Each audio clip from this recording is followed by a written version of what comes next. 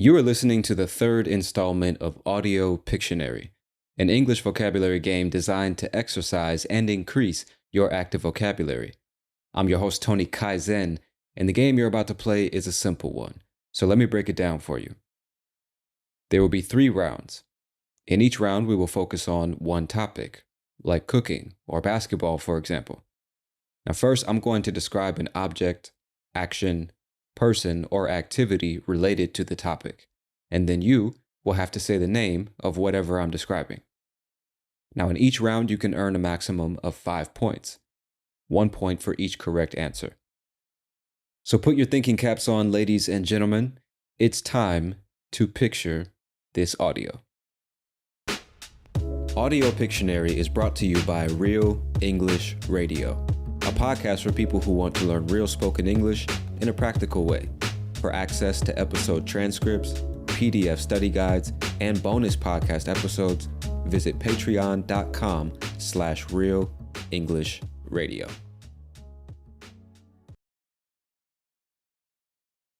Round 1. Objects and actions related to restaurants. Number 1. This is a cozy seating area in a restaurant, often enclosed by high backs and sides for privacy. This is a cozy seating area in a restaurant, often enclosed by high backs and sides for privacy. What is this called? If you said booth, then you are correct, my friend. That's B-O-O-T-H, booth. Now, just for some more detail, let's say, in a restaurant, you might find regular tables with individual chairs, 3, 4, 5, 6 chairs around the table. And there might even be a bar inside the restaurant. And the chairs that are typically a bit higher, made specifically for sitting at the bar, those are called stools or bar stools. And like I said, you have regular tables and chairs, but the booth is typically on the wall or connected to or next to a wall. And it's 2 couch-like chairs. They're much softer, much more comfortable. And one couch is facing the other couch. So you sit on one side and the other person sits across from you on the other side in a more enclosed kind of space. That is what we call a booth. All right, number 2. This term is used to describe the time you spend waiting to be seated or served at a restaurant. The time you spend waiting to be seated or served at a restaurant is called what? If you said the wait, then you are correct, my friend. That's W-A-I-T. In this case, it is a noun. The wait is how long you spend or how much time you spend waiting to be seated at a restaurant. So you might go to a restaurant and there's a lot of people. It's Easter or something like that. Everybody's going out to eat with the family, and a lot of people are at this restaurant. When you arrive, you might ask the person waiting close to the door, you might ask them, "Excuse me, how long is the wait?" How long is the wait? And what you're asking them is, how long should I expect to wait before we can be seated? That is the wait. All right, number 3. This word describes the act of choosing your food and drinks from the menu and telling the server what you want. When you're looking at the menu and deciding what you want to eat and drink and telling the server these things, what do we call that action? If you said ordering food, then you are correct, my friend. To order something, especially in a restaurant, just means to tell the server whatever it is you want. So you order food at McDonald's, you order food at Ruth Chris, you order food at In-N-Out Burger. It just means telling them what you want and then paying for it most of the time. That's what it means to order something. All right, number 4.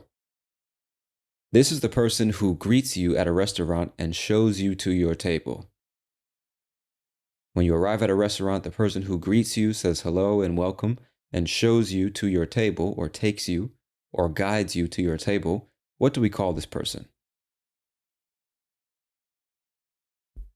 If you said the host or the hostess, then you are correct, my friend. Just a minute ago, when we were talking about the wait, I said you'll probably ask the person waiting close to the door or standing close to the door, how long is the wait? That person is typically going to be the host or the hostess. And just in case you don't know, it's really the same word, except we use host for men and hostess for women. But that's what we call them, the host. Different from the server or the waiter.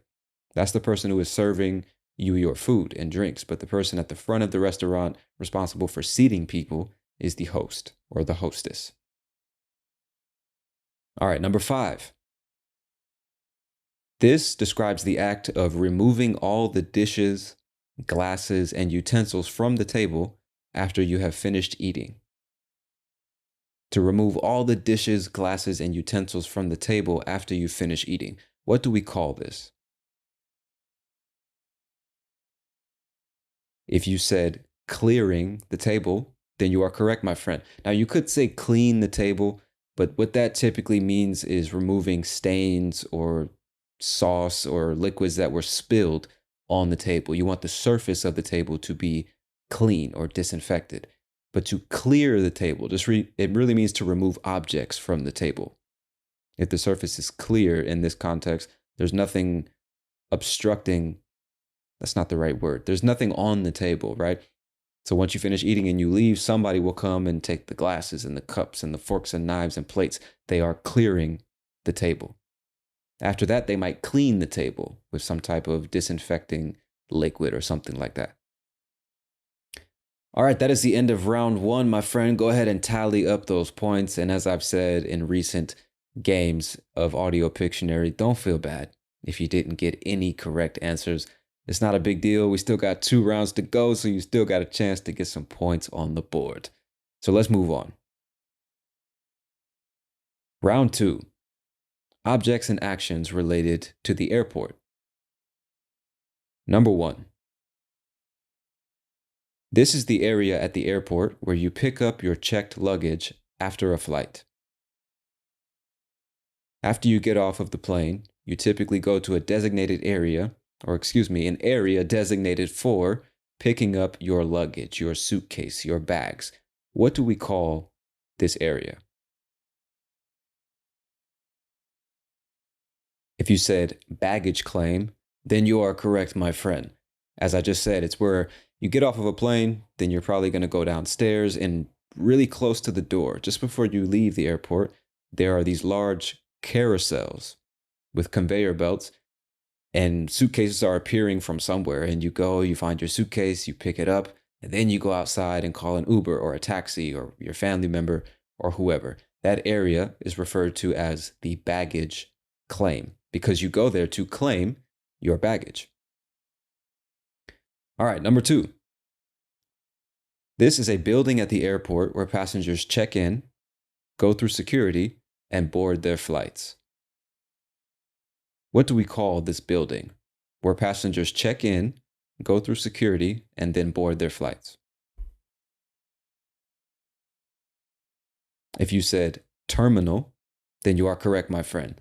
At an airport, there's usually multiple buildings, and it's where you do all of the stuff before you actually get on the plane. Terminal A, Terminal B, North Terminal, South Terminal, they typically have different names, but we refer to that building as a terminal. All right, number 3. This is the process of being screened by airport security, including walking through a metal detector and having your bags checked. What is the phrase that describes this action? Being screened or checked by airport security, walking through the metal detector, and having your bags checked. What do we call this? If you said going through security, then you are right, my friend. That entire process, taking off your shoes and your belt, putting them on the conveyor belt, sending them through the X-ray, walking through the metal detector, being checked to make sure you don't have any weapons or dangerous substances. We call this going through security. All right, number 4. This is the act of getting on the plane and finding your seat before the flight takes off. The act of getting on the airplane and finding your seat before the flight actually takes off. What do we call this? If you said boarding the plane, then you are correct, my friend. To board an airplane is the same thing as getting on an airplane. Get on the airplane and find your seat, board the plane, and then find your seat. And then getting off the plane after the flight is deboarding. So you board the plane and then you deboard the plane. You get on the plane, then you get off the plane. All right, number 5.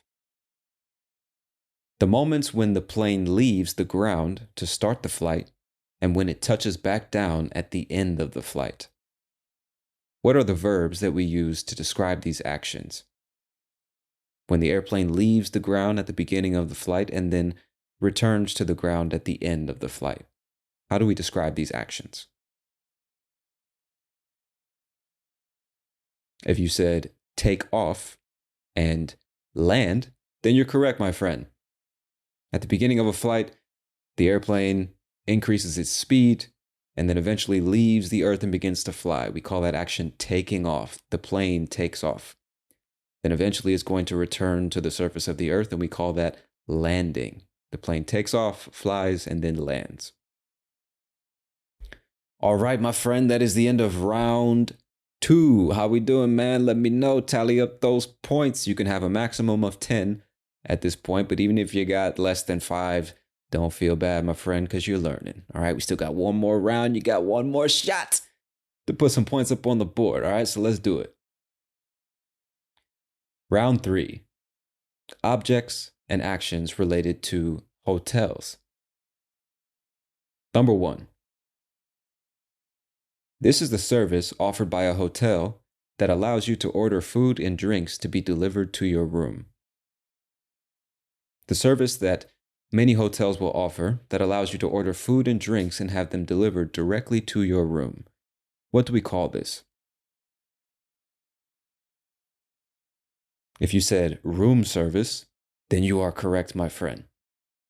I don't know how many of y'all have done this. I've actually never ordered room service before, but that's what it is. You can order some food from the comfort of your hotel room. Just pick up the phone and say, hey, can I get a grilled steak, some peas and mashed potatoes, or whatever they typically order? You know what I mean? But we call that ordering room service.